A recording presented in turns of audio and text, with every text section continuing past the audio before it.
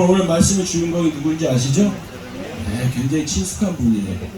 네, 굉장히 좋아하시나 봐요. 아브라함, 네, 할아버님이라고 불러야 될지. 네, 아브라함.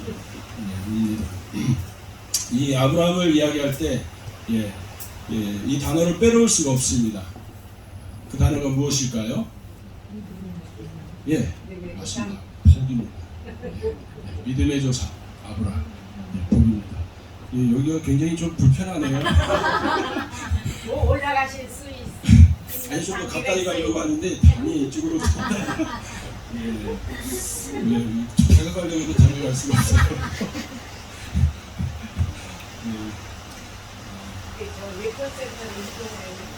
네.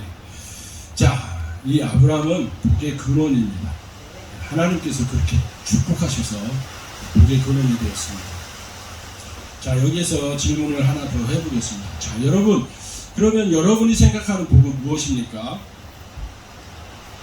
여러분은 무엇을 복이라고 생각하고 계십니까? 이루는 거 어떻습니까? 복입니까? 예, 복이죠. 성공하는 거 어떻습니까? 복이죠. 예. 그리고 그래 성공해서 높은 지위에 오르고 또 명예를 얻고 권세를 얻는 것, 이것 또한 복입니다. 또 돈을 많이 버는 것, 이것도 또한 복이라 할 수 있습니다. 또 뭐가 있을까요? 뭐가 있을까요? 예, 건강한 것, 또 좋은 스승을 만나는 것, 좋은 친구를 만나는 것, 이웃을 만나는 것. 그래서 내 자녀가 바르게 자라가는 것. 이 모든 것들이 다 우리에게 복이 되는 것입니다. 우리에게 다 필요한 것들이에요. 혹시 필요 없으신 분 계세요? 이게 다 필요한 것이고. 그래서 하나님이 주신 거예요. 그러면 주셨으면 어떻게 우리는 받아야죠. 그렇게 복이라고 말할 수 있는 것들이 우리 삶 가운데 우리 주변을 너무나 많습니다. 그러나 오늘 본문 속의 주인공인 복의 근원이 된 아브라함의 삶을 통해 무엇이 진정한 복인가 를 생각해 볼 때, 이 복은 바로 말씀을 따라가는 것이다. 즉 말씀을 준행하는 것이 가장 큰 복임을 알 수 있습니다. 왜냐하면 말씀의 준행함을 통해 아브라함이 무엇이 되었다? 복의 근원이 되었습니다. 다른 일을 한 게 아니에요. 무엇을 따라갔다고 말해요? 말씀을 따라갔다. 이 말씀의 준행함을 통해서 이 아브라함은 복이 되고 복의 근원이 된 것입니다. 그래서 말씀을 준행하는 것이 복 중에서 가장 큰 되는 복이다 이렇게 말할 수가 있습니다. 그럼 여기서 또 중요한 질문을 하나 더 드립니다.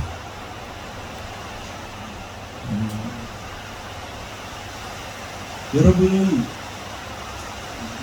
이 말씀을 통해서 이 복은 아브라함에게 끝난 것이다 이렇게 생각하십니까? 아니죠? 이 아브라함의 복은 또 누구의 복이다? 나의 복이다. 한번 따라서 볼까요? 아브라함의 복은 나의 복이다. 이게 중요한 거예요. 아브라함의 복에서 끝나면 뭐합니까? 안 그래요? 아브라함만 좋으신 거지. 이 복이 바로 무엇이에요? 누구의 것이 되어야 돼요? 바로 나의 것이다. 그 하나님은 오늘도 나를 복으로 부르셨어요. 나를 복의 근원으로 삼으시고자 하셔요. 무엇을 통해서요? 말씀의 준행함을 통해서입니다. 그래서 성경의 모든 복은 바로 이 말씀의 준행함과 연결되어 있다는 걸 우리는 기억해야 합니다. 말씀의 준행함 없이 받는 복은 성경의 복은 없습니다. 그러므로 오늘 우리는 말씀의 준행함보다 더 큰 복은 없다는 것을 반드시 알아야 중요합니다. 야고보서 기자는 말씀의 준행함이 복 중에서 가장 큰 복이 되는 이유를 야고보서를 통해 좀 더 폭넓게 잘 설명해 주겠습니다.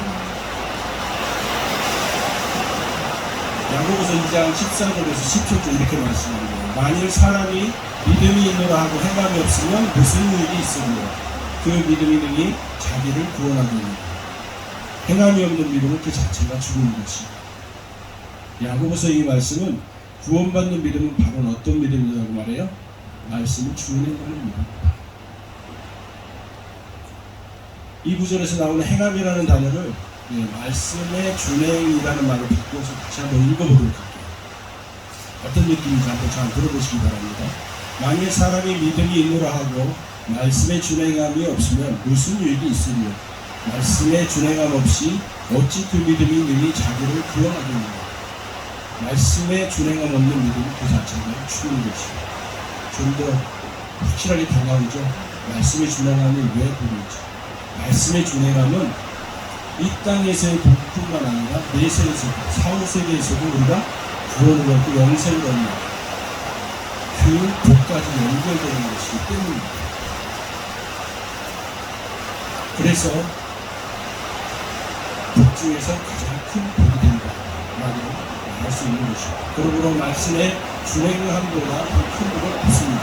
그래서 하나님은 오늘 우리 본문에 나오는 말씀을 따라갔던 아브라함과 같이 오늘을 살아가는 우리들 또한 평생에 말씀을 따라가는, 말씀을 행하는, 준행하는 가장 복된 삶을 살아갈 것을 권면하고 계시는 것입니다. 일단 하나님은 오늘을 살아가는 우리들에게 왜 이렇게 하나님의 말씀을 준행하는 삶을 살아가야 하는지 권면하고 계시는 것일까요? 이 땅에서 우리로 하여금 아브라함처럼 하나님의 복을 온전히 누리며 살아가게 하시기 위해서입니다. 사후에도 하나님의 복을 받아 천국을 누리며 영생을 얻게 하시기 위함입니다. 이사야 1장 19절 이렇게 말씀합니다. 너희가 말씀을 준행하며 땅의 아름다운 수산을 먹을 것이요. 신명기 28장 1절 6절에 이렇게 말씀합니다. 내가 내 하나님 여호와의 말씀을 삼가 듣고 내가 오늘 네게 명령하는 그의 모든 명령을 준행하면 내 하나님 여호와께서 너를 세계 모든 민족 위에 뛰어나게 하실 것이라. 나는 내 하나님 여호와의 말씀을 내가 내 하나님 여호와의 말씀을 준행하며 이 모든 복이 내게 임하며 내게 이르리니 성읍에서도 복을 받고 들에서도 복을 받을 것이며 내 몸의 자녀와 내 토지의 소산과 내 짐승의 새끼와 그 소와 양의 새끼가 복을 받을 것이며 내 광주리와 떡반죽 그릇이 복을 받을 것이며 내가 들어와도 복을 받고 나가도 복을 받을 것입니다. 하나님은 복의, 하나님이 복의 사실. 그렇죠? 네. 그분으로부터 나오는 모든 것은 뭐예요? 우리 인생에게 복이 됩니다.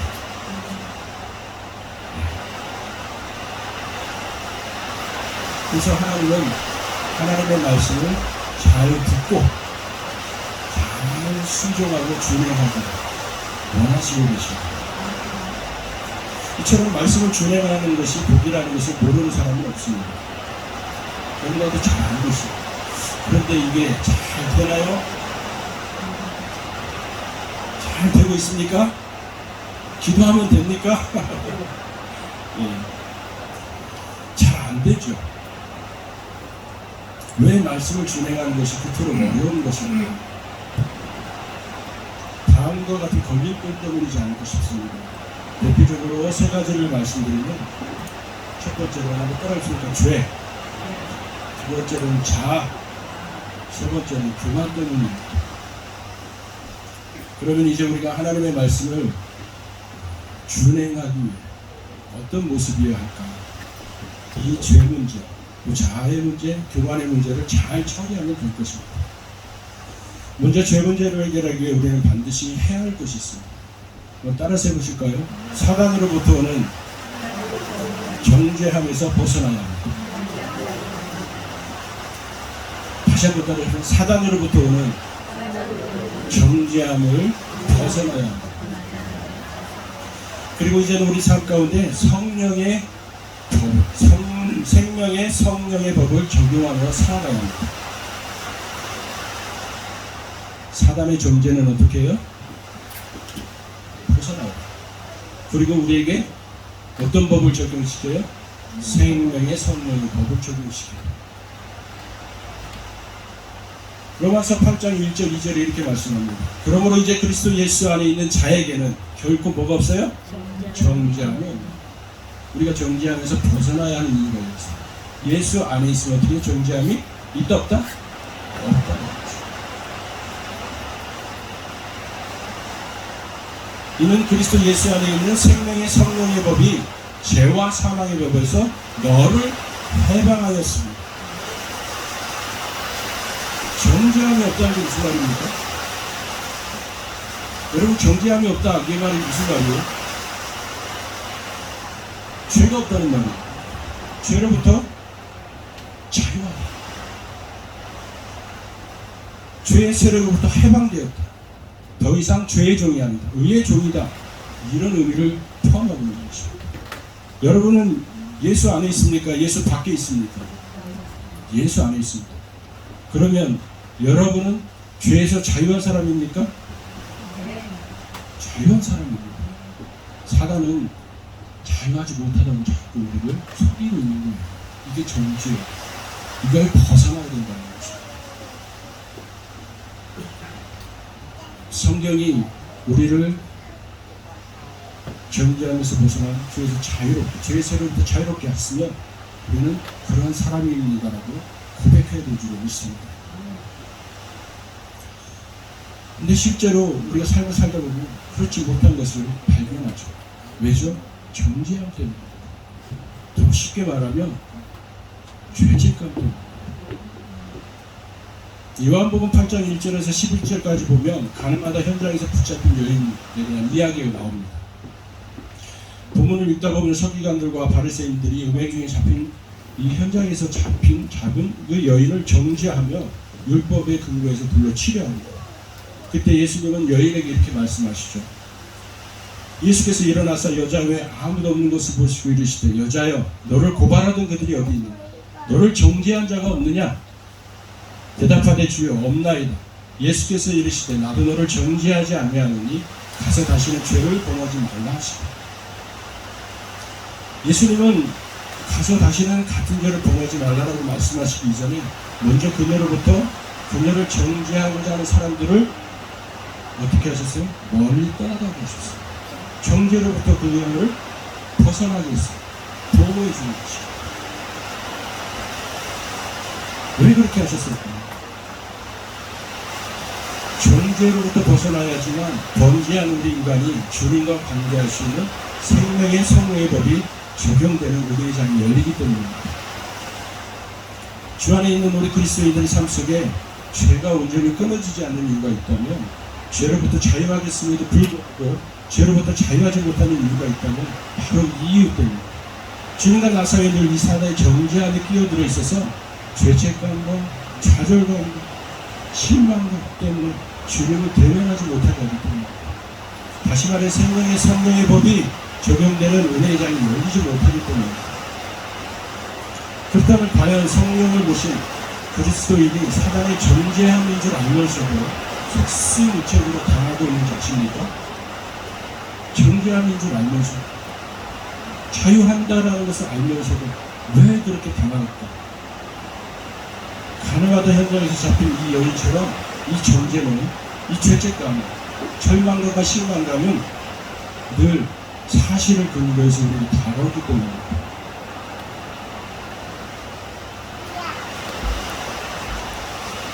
우리가 살면서 실수할 때가 있습니다. 자신에게 실망할 때도 있습니다. 같은 죄를 또 범할 때도 있습니다. 그러나 그때마다 마귀로부터 오는 사실을 근거한 정죄함 때문에 또다시 죄책감에 빠져서 사단에게 결코 정죄당하지 말아야 할 것입니다.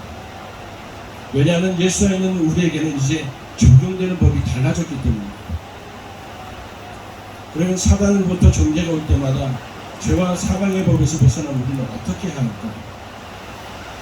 생명의 성령의 법을 자신의 삶 가운데 철저히 적용하며 살아가야 할 것입니다. 그래야 그 죄가 끊어질 수 있습니다.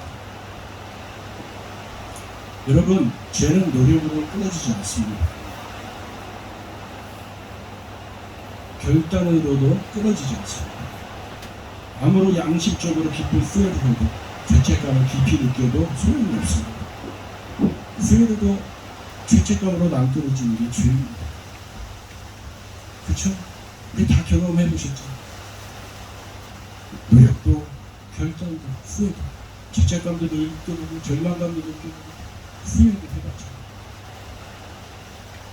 성경은 분명히 말합니다. 죄는 오직 예수 그리스도 안에서 끊어지는 것이라. 믿으십니까? 죄는 오직 예수 그리스도 안에서 끊어집니다. 그럼 우리가 예수 안에 있어야 돼요. 예수 안에 있는 자처럼 행동하고 말아야 돼요. 그렇게 살아가야 하는 것입니다. 생명의 성령의 법을 적용해야 되는 이유가 거기에 있는 것입니다. 로마서 8장 1절에 그렇게 말씀합니다. 그러므로 그리스도 예수 안에 있는 자는 결코 정죄함이 없나.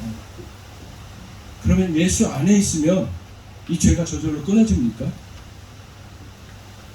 아닙니다. 2절 말씀 잘 보셔야 돼요. 이는 그리스도 예수 안에 있는 생명의 성령의 법이 죄와 사망의 법에서 너를 해방하였습니다. 예수 안에서 우리가 해야 할 일이 있어요. 우리가 사단으로부터는 정죄를 계속 받아들이면 안 됩니다. 예수님께 나아가기 전에 생명의 성령의 법을 붙들기 전에 그 생명의 성령의 법이 나에게 은혜를 베풀기 전에 우리가 이 사단의 정죄함의 늪에 빠져서 허우적거리면 안 됩니다.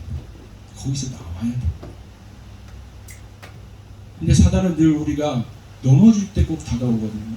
그러니까 우리가 힘을 못 씁니다.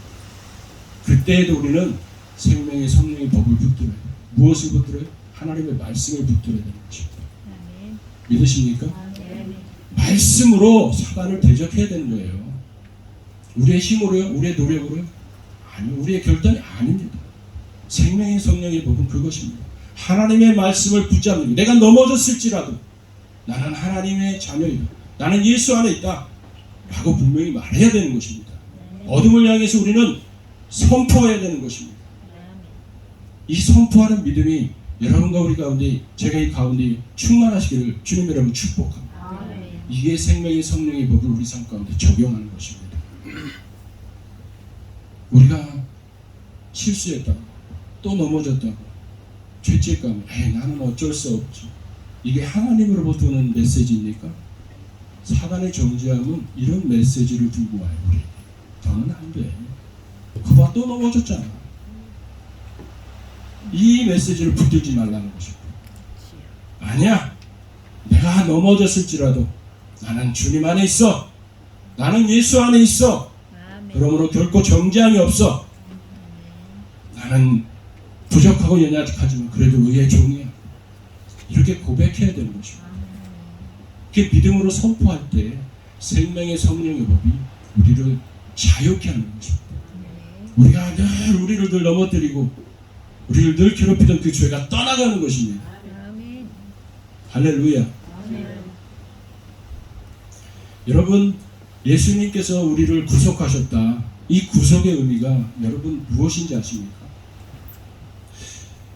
이런 말씀을 드리면 그래요. 그래도 우리는 뭐 연약해서 인간이니까 죄를 지을 수밖에 없잖아요. 이렇게 말씀하죠. 성경은 그렇게 말하고 있지 않아요.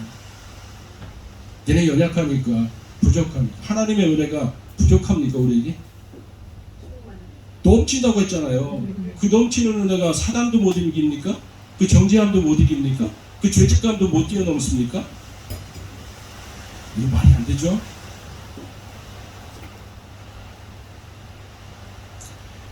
예수님이 우리를 구속하셨다는 이 구속의 의미는 무엇이냐면, 우리는 그래요, 연약합니다. 여전히 죄의 세력 가운데서 둘러싸여 있는 이 세상 가운데 살고 있죠. 공중것에 잡은 자가 팔을 치는 이 세상에서 살고 있습니다. 근데 이 구속의 의미가 어떤 의미인지 아세요? 이 구속의 의미는 주님이 나를 보실 때 내가 나를 보듯이 보시는 게 아니에요. 주님은 안경을 끼고 보세요. 눈이 안 좋으셔서 안경을 끼시는 게 아니고 예수님이라는 안경을 끼고 나를 보신다는 거예요. 여러분, 빨간 안경을 쓰면 세상에 어떻게 보입니까? 온통 빨갛게 불들어. 네. 그렇죠? 파란 안경을 끼면 다 파래져. 검은 안경을 끼면 칠같이 어두워지겠죠. 그러나 예수님이 나를 바라볼 때 내가 나를 바라보듯이 아이고 나 같은 이렇게 보지 않아요. 예수 그리스도를 통해서 우리를 보십니다. 이 구속의 관점이 정확해졌다. 그래야 내가 넘어져도 나는 하나님의 자녀. 주님께서 나를 깨끗하게 하셨어. 나를 자유케 하셨어. 십자가에서 승리를 이루셨어. 이것을 선포해야 합니다. 믿으십니까?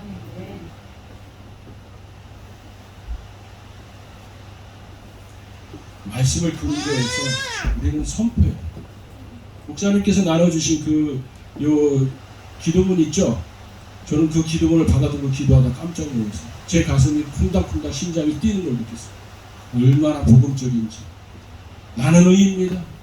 나는 예수 그리스도의 의를 덧입었습니다. 그게 구속의 의미예요. 내가 의로워서 내가 무엇인가를 잘해서 교회 열심히 잘 다녀서요? 주일 예배 안 빠져서? 아니요. 봉사 잘해서요? 아닙니다. 헌금 잘해서? 아닙니다. 예수 그리스도가 이루신 그 죄를 이기고 사망을 이기신 그 의가 나를 의롭게 하신 그 의를 내가 덧입었기 때문에 그 의를 통해서 나를 바라보시기 때문에 하나님이 나를 의인이라고 말씀하시는 것입니다. 믿으십니까? 여러분에게 질문 드리겠습니다. 여러분은 죄인입니까? 의인입니까? 죄인입니까? 의인입니까? 예? 예, 의인입니다. 죄인으로 들었어요. 깜짝 놀랐습니다. 이 믿음이 누구에게 선포돼야 돼요? 어둠을 향해서, 사단을 향해서 선포해야 됩니다. 우리는 연약한 구조다. 주여, 우린 연약함. 주여, 우린 또 넘어집니다. 그래도 우리는 죄인이에요, 의인이에요? 예수님 때문에 의인인 것입니다. 할렐루야. 우리가 할 것은 아무것도 없어요. 여기다 무엇을 더하려고 하는 게 바로 율법주의예요. 은혜의 삶은 여기다 더하는 것이 아니에요. 그대로 그 하나님의 의를 받아들이고 그대로 그 하나님의 의를 가지고 살아가고, 아멘? 그 의를 선포하며 살아가는 것이 은혜의 삶입니다. 그게 죄와 사망의 법에서 해방된 그 삶입니다. 생명의 성령의 법이 나를 붙드시는 복되고 은혜로운 삶인 줄 믿습니다. 설교 본문이 어디로 갔는지 모르겠어요.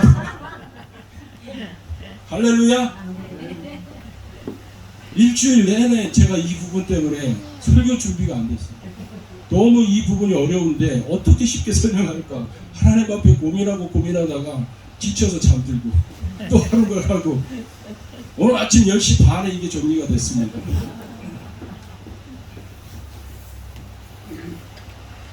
우리는 은혜 안에 있습니다. 율법 안에 있지 않아요. 정죄 안에 있지 않아요. 사단이 지가 아무리 다가와봐야 이미 졌어요. 게임 끝났습니다.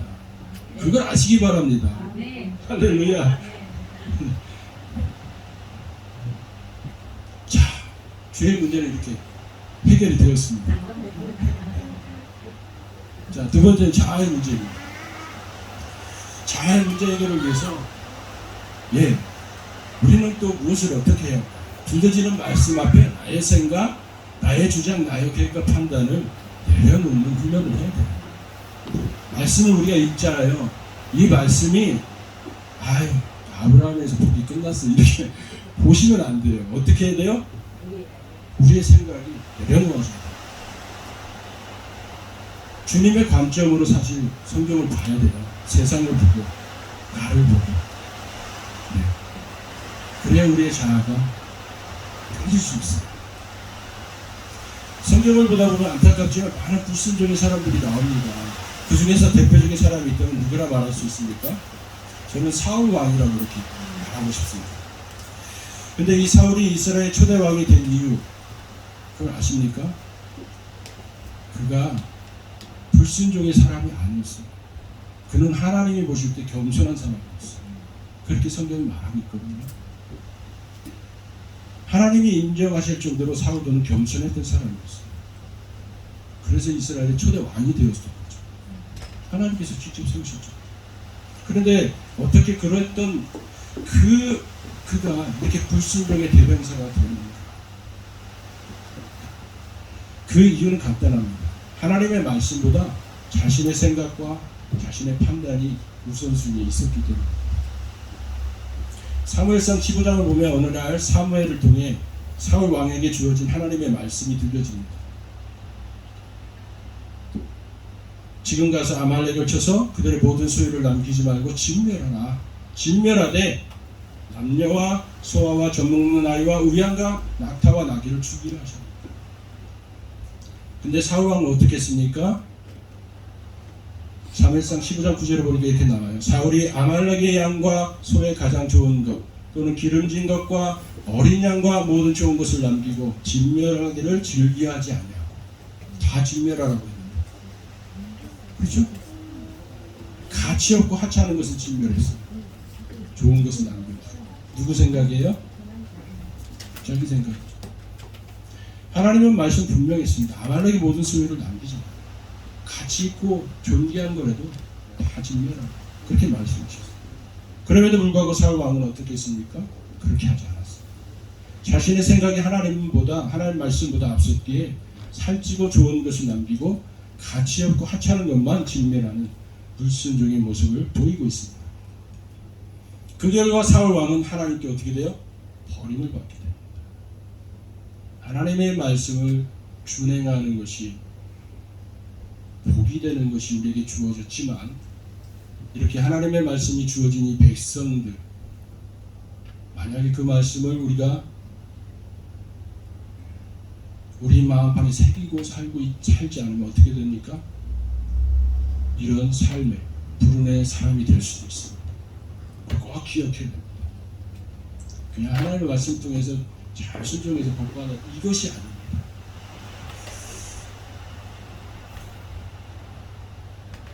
근데 성경을 보다 보면 이와 반면에 자신에게 들려지는 하나님의 말씀 앞에 자신의 생각이나 주장이나 계획과 판단을 내려놓는 아브라함과 같이 말씀을 따라간 순종의 사람들에 대한 이야기도 성경에는 많이 기록되어 있습니다. 물이 포도주로 변한 가나 혼인잔치를 기억하십니까? 기억하세요? 그때 계셨던가요? 예. 연회 중에 포도주가 다 떨어졌습니다. 그때 예수님의 어머니 마리아는 하인들에게 무엇이라 말합니까? 너희에게 무슨 말씀을 하시든지 그대로 하라. 그때 계셨네요. 네. 이 말은 즉 예수님께서 무슨 말씀을 하시든지 사울왕과 같이 너희 생각과 판단이 아닌 하나님의 말씀을 따라가라라는 단순한 말씀이에요. 이에 예수님은 하인들에게 항아리에 포도주가 아닌 물을 채워다 갖다다 주라라는, 참 이해하기 어려운, 포도주가 떨어졌는데 물을 채워 갖다 주래요. 이게 말이 됩니까? 참 이해하기 어려운 말씀입니다.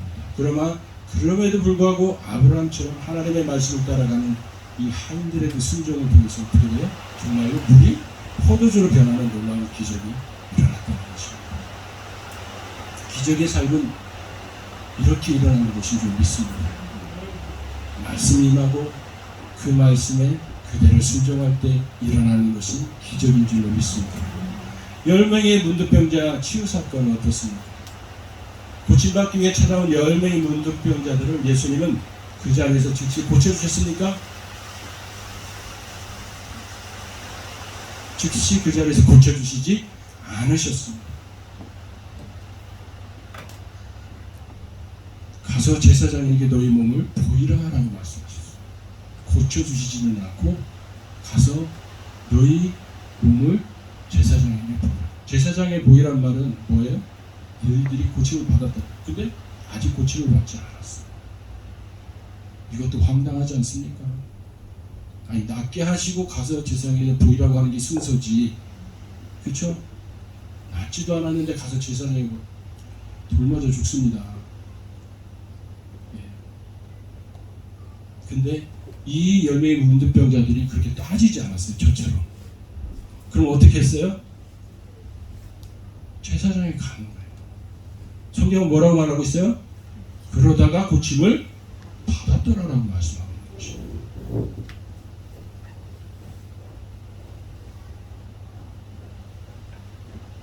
은혜의 삶은 하나님의 말씀을 우리 삶 가운데 그대로 받아들이는 것입니다. 밤이 새도록 물고기 한 마리도 잡지 못했던 베테랑 어부 누굽니까? 베드로. 권사님 어디서 성경 공부하셨는지 최고십니다. 아주. 자, 베드로예요. 베드로. 깊은 데로 가서 그물을 내려 고기를 잡으라 라는 예수님의 말씀에 이렇게 말합니다. 내가 누군데요? 이렇게 하지 않았죠? 이렇게 말합니다. 선생님, 우리들이 밤이새도록 수고하였을 때 잡은 것이 없지만은 말씀에 의지하여 내가 그물을 내리리다 하고 그렇게 하니, 이렇게 말합니다. 이처럼 베테랑 어부 베드로 또한 예수님의 말씀에 토도 담지 않고 자신의 생각과 주장과 교육과 경험과 그런 판단을 다 내려놓고 아브라함처럼 말씀을 따라갔습니다. 그리고는 어떻게 됐어요? 그물이 찢어질 정도로 물고기가 많이 잡히는 부분이 밝게 되었습니다. 이처럼 우리는 하인들처럼 10명의 문득병자처럼 그리고 시몬 베드로처럼 자신의 생각과 판단을 내려놓고 하나님의 말씀을 따라갈 줄 알아야 합니다. 그렇게 따라갈 때 아브라함같이 모든 일에 하나님의 복을 받아들이는 성숙한 그리스도인들의 삶이 되어질 줄로 믿습니다. 그런 은혜가 충만한 여러분과 제가 되길 주님의 이름으로 축복합니다. 네. 마지막으로 하나님의 말씀을 준행하는 삶을 살아가기 위해서는 이 교만의 문제를 잘 해결. 그러기 위해서는 우리는 따라서 해보실까요? 철저하게 그리스도의 겸손으로 채워가는 삶을 살아야 합니다. 우리는 겸손해지려고 해도 겸손히 살아갈 수가 없죠. 그렇죠? 그리스도의 겸손이 우리가 필요합니다. 그리스도의 겸손. 그리스도의 겸손은 어떤 것입니까? 바로 이런 것입니다. 빌립보서 2장 5절에서 8절 이렇게 말씀하고 있습니다. 너희 안에 이 마음을 품어라. 곧 그리스도 예수의 마음이 그는 근본 하나님의 본체시나 하나님과 동등됨을 취할 것으로 여기지 아니하시고 오히려 자기를 비워 종의 형체를 가지사 사람들과 같이 되셨고 사람의 모양으로 나타나사 자기를 낮추시고 죽기까지 복종하셨으니 십자가에 죽으시니라. 그는 근본 하나님의 본체시나 하나님과 동등됨을 취할 것으로 여기지 아니하시고 오히려 자기를 비워 종의 형체를 가지셨다. 여러분, 이 말이 무엇을 의미하는지 아십니까? 저는 이 말이 어려워요. 성경이. 그는 근본 하나님의 본체시나 하나님과 동등됨을 취할 것을 우리가 오히려 자기를 비워 종의 형체를 가지셨다. 저는 성경을 읽다 보면 어려운 말들이 너무 많아서 항상 하나님께 묻습니다. 성경을 읽으면서 늘 주님께 물어요. 좀 쉽게. 너무 어려워요. 쉽게.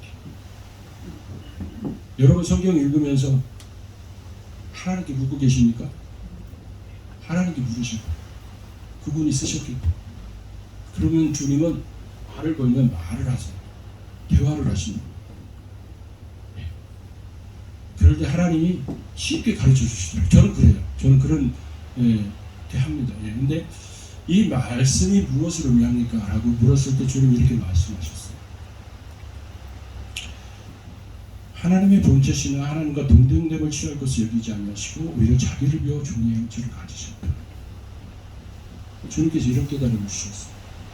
에브리띵 되신 하나님이, 제가 영어는 잘 못하지만 이 단어는 알거든요. 저 아는 단어로 말씀드립니다. 에브리띵 되신 하나님이 nothing이 되셨다라는 말이다.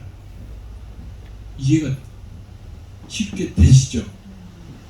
하나님이 그 보좌를 버리고 이 사람의 모양으로 종의 형체를 입으셨다는 게 뭐냐면 발음이 안 돼. 에브리띵 대신 하나님이 어떻게 되셨다고요? nothing이 되셨다라는 거예요. 이게 그리스도의 겸손이구나. 이게 그리스도의 겸손이구나. 그러면은 이분이 오실 때만 nothing이 되셨어요? 사실 때는 어떻게 사셨어요? nothing의 삶을 사셨어요. 그는 인성도 있었고 신성도 있었지만 신성을 발휘하지 않으셨어요. 철저하게 인간이 되셨어요. 슬픔도 느끼셨고 배고픔도 느끼셨고. 그런데 그분이 어떻게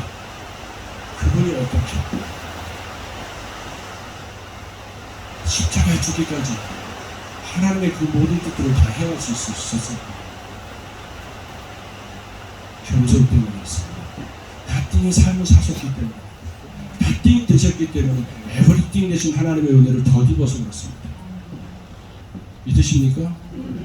이 겸손이 우리에게 필요합니다. 이 겸손이 우리에게 필요합니다.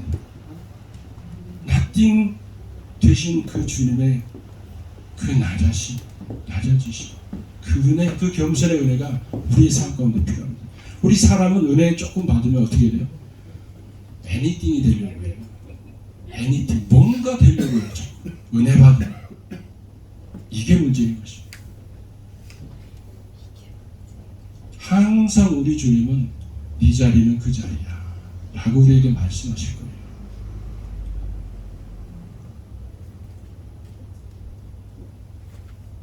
이 예수님은 예수의 마음을 품으라는데 영어 성경에서는 attitude로 나와요. 태도라고 나와요. 예수님의 태도를 배우라. 그 태도가 뭐예요? nothing이 되는 거예요. 예수님은 평생 nothing으로 사셨어요. 그 nothing이 되신 그 삶 위에 하나님이 어떻게 하셨는지 아세요? 사도행전 10장 38절 이렇게 말씀하고 있어요. 하나님이 나사렛 예수에게 성령과 능력을 기름 부으듯 하셨으며 그가 들어다니시며 선을 행하시고 마귀에게 눌린 모든 사람을 고치셨으니 이는 하나님이 함께 하셨습니다. nothing이 되신 철저하게 nothing이 되어 살아가시는 예수님 가운데 뭐가 임했어요? 성령과 능력, everything 되신 하나님이 임하셨다는 거예요. 그 능력 가운데서, 그 은혜 가운데서 예수님이 어떻게 했어요? 주님이 하나님 아버지의 뜻을 십자가에 죽기까지 다 행하시면서 다 이루었다는 말씀하실 수 있었던 것입니다. 할렐루야. 예수님은 자신의 힘과 능력이 아닌 철저하게 인간으로 낮아지셨어요. 철저하게 인간으로 낮아. 우리와 동등하게.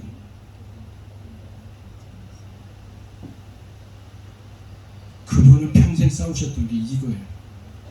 겸손과 낙띵이 되는 싸움을 하시고 그분에게도 그런 고뇌가 있었다는 거 우리는 기억해야 될 줄로 믿습니다. 우리도 그 고뇌가 있어야 될 줄로 믿습니다. 할렐루야.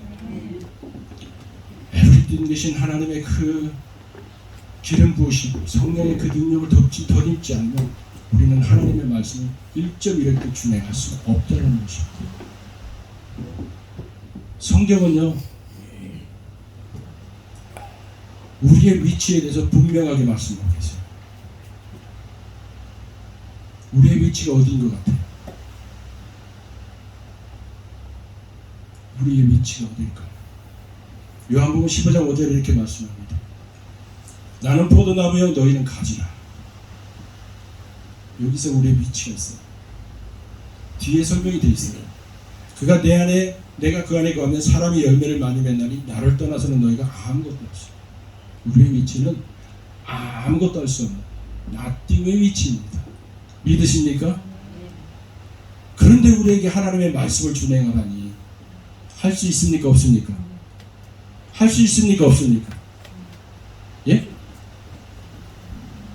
할 수 있습니까? 없습니까? 할 수 있습니다. 자 보세요. 우리의 위치가 어디요? 포도나무고 가지죠. 우리의 위치는 가지. 아무것도 할 수 없어요. 그런데 보세요. 이 가지가 포도나무한테 잘 붙어 있으면 됩니다. 다른 거 할 거 없어요. 어떻게 하면 돼요? 가지가 포도나무에 잘 붙어 있으면 됩니다. 그러면 나사렛 예수에게 성령을 능력을 기름 부으셨듯이 이 포도나무로부터 모든 것이 공급되어질 줄 믿습니다. 할렐루야. 이게 은혜의 삶입니다. 이게 성령의 생명의 성령의 법이 우리를 주장하시는 삶입니다. 이게 하나님께서 우리에게 바라시고 원하시고 뜻하시는 삶인 줄로 믿습니다. 우리도 예수님처럼 나띵의 위치에 있어요. 그러나 이 나띵의 위치에서도 우리는 주님의 뜻을 이루어갈 수 있어요. 포도나무에 잘 붙어 있습니다. 에브리띵에서 하나님께서 성령과 능력을 기름 붓듯이 물 붓듯이 기름 부어주시며 우리의 삶 가운데 말씀을 행할 능력으로 날마다 함께 주실 줄 믿습니다. 그런 은혜가 여러분과 저의 삶 가운데 가득하기를 주님의 이름으로 축복합니다. 설교를 이렇게 하다 보니까 본문이 어디 갔는지 보이지도 않아요. 자, 우리가 이렇게 날마다 들려지는 말씀 앞에 내 생각, 내 주장, 내 판단을 내려놓고 또 죄로부터 자유하게 하는 생명의 성령의 법, 하나님의 말씀을 믿음으로 선포하면서 하루하루 그리스도의 겸손인 나띵이 되는 삶을 살아갈 때에 우리 모두 다 하나님의 말씀을 준행하는 성숙한 그리스도인이 다 되어질 줄로 믿습니다. 그 결과 말씀의 준행의 순종을 통해 복의 근원이 된 아브라함처럼 우리 또한 이 땅에서 복이 되며 또 복의 통로로 살아가면서 자신을 향한 하나님의 뜻을 다 이루며 하나님께 큰 영광을 돌리는 삶을 살아가게 될 줄로 믿습니다. 사랑하는 성도 여러분, 하나님은 당신의 교회와 당신의 백성들을 축복하시기 위해 복의 뿌리가 되는 무엇을 주셨습니까?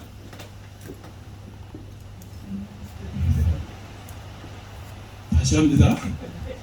사랑하는 성도 여러분, 하나님은 당신의 교회와 당신의 백성들을 축복하시기 위해 복의 뿌리가 되는 무엇을 주셨습니까? 무엇을 주셨습니까? 성경입니까? 말씀을 주셨습니다. 믿으십니까? 하나님은 당신의 교회와 당신의 백성들을 축복하시기 위해서 복의 뿌리가 되는 말씀을 주셨습니다. 이것이 여러분에게 부담이 됩니까? 기쁨이 됩니까? 기쁨이 되셔야 됩니다. 아멘. 이 말씀은 어떤 말씀입니까? 죄를 이길 수 있는 말씀입니다. 아멘. 이 말씀은 어둠을 이길 수 있는 말씀입니다. 이 말씀은 세상을 이길 수 있는 말씀입니다. 이 말씀은 우리로 하여금 이 땅에서 하늘의 신령한 복과 또 땅의 기름진 복을 충만히 받아 누리게 하는 말씀입니다. 그래서 아브라함처럼 복이 되고 복의 통로가 되는, 그렇게 우리를 복의 근원으로 삼는 말씀인 줄로 믿습니다.